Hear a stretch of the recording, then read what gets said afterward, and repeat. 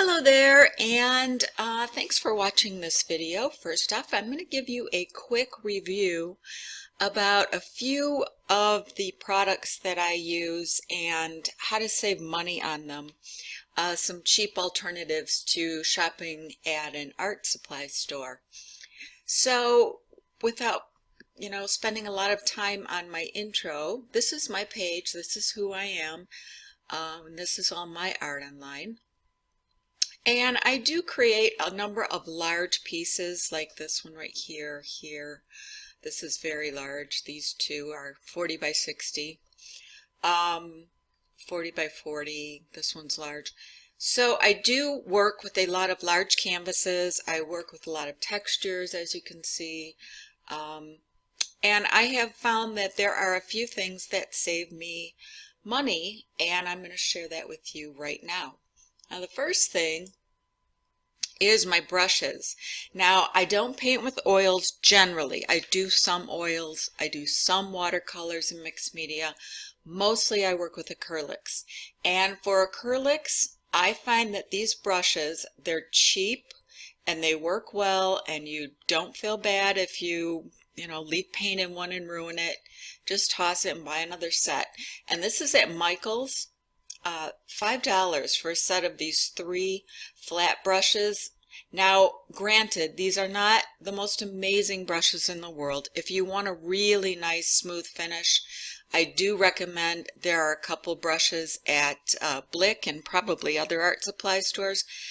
They're fantastic for getting a really nice smooth finish, and I usually finish off my paintings with a coat of varnish, gloss, or semi-gloss glaze, and I use those brushes because they're really nice, or if I need something really smooth. But if I want to lay down paint really fast without a lot of brush marks and without a lot of hairs being left behind, because if you buy cheap brushes, you really take the risk of hairs falling out of those brushes and getting into your paints. So this one is a great one. I really love these brushes. There's other ones at Michael's that are, just great. Do be careful about cheap mop brushes though. Cheap mop brushes, the hair falls out really easily and it gets into your paint, and then you have to go back through and pick them out. It's really a pain. This is another set that I really like. These white Taklon brush sets. This is an angled. I usually use a flat, a straight, but these are fantastic. They lay down paint really well, really smoothly, and again, $5, you can't beat it. So that's a great value. Another product that I use, place I shop, is Sally Beauty, and I shop there. I buy my aprons. They're very inexpensive right here. This is the one I have. It's under $20. It's got great reviews, as you can see, and it's waterproof, and it's got pockets, which is fantastic. So don't spend a lot of money on a paint apron, a paint smock, whatever. These were great. They're very good, cheap. I've had mine for a few years now, and it's still going strong, so can't beat that. Another great thing that I really like from Sally is gloves. I buy a box of gloves there. I think I have these right here. I don't have a great review, but I think they're great. And you can get latex, non-latex, the nimble fingers. They're reusable. I get several uses out of each pair before I have to toss them. They don't last forever, but you can use them for a few different applications. And then, of course, if you're washing brushes, etc., they're great to have. So that's another great thing, great place to shop to save some money that you might not have thought about. And then another thing that I buy and use is my good old yogurt container with the resealable lids like these.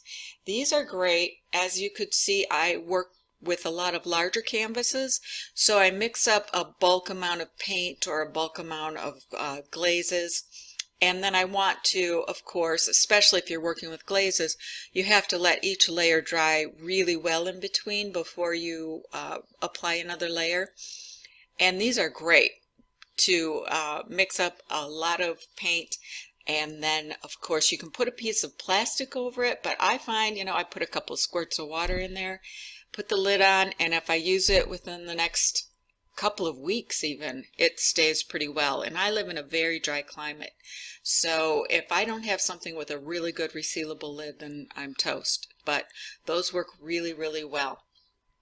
So those are just a few quick ideas on places to shop, places you can get some of your supplies, and some ways to save money as an artist. Alright, thanks for watching. Hope you liked this video, and I plan to do some more tutorials, so just stay tuned. Thanks. Bye.